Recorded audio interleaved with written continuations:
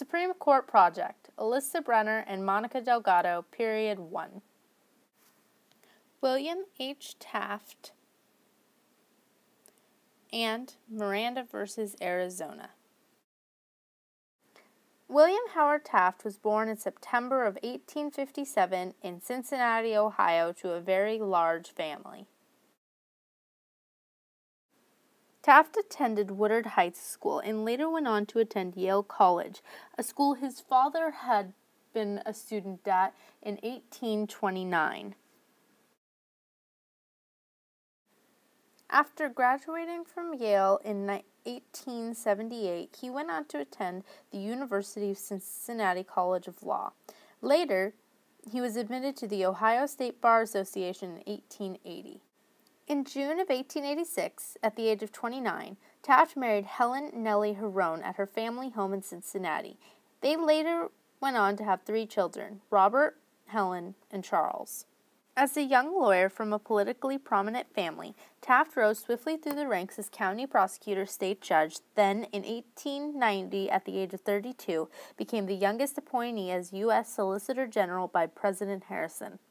A decade later, President McKinley appointed Taft Governor General of the Philippines. Taft took his wife and 3 children to Southeast Asia, where they lived for 4 years. Taft was able to improve the Filipino economy and infrastructure and expanded opportunities for government participation for Filipino citizens.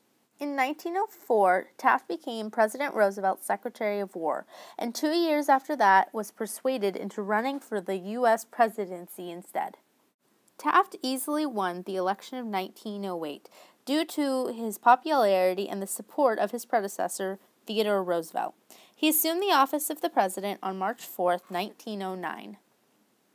During his presidency, Taft created a policy of harmony with Congress, which helped him move through much of his legislative agenda, and he imposed a corporate income tax which raised national revenue more than $13 million.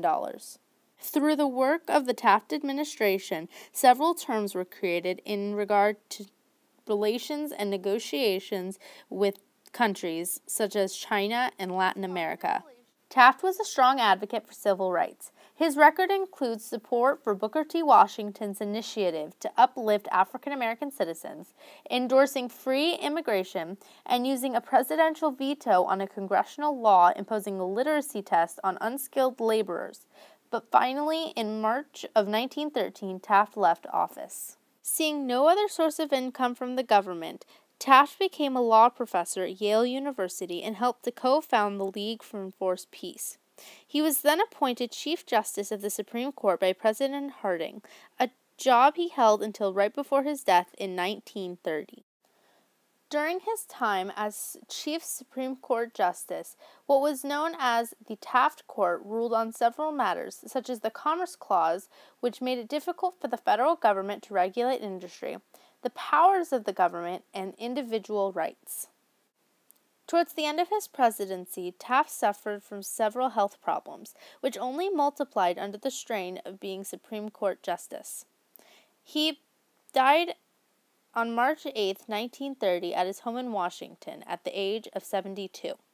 He was the first president and Supreme Court Justice to be buried at Arlington National Cemetery, and the only president in history to hold a position on the Supreme Court and be president.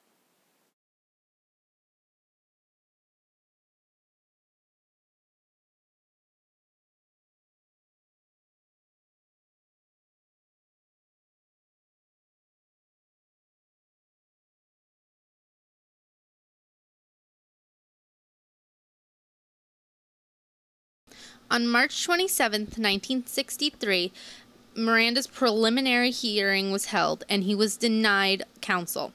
Later, his lawyer objected to the signed confession as evidence because he had not been told that he had the right to not incriminate himself or have a lawyer present. On June 12, 1965, after being in a maximum security prison for 2 years, Miranda appealed his sentence to the Arizona Supreme Court, but they held up the original ruling and Miranda went to the Supreme Court.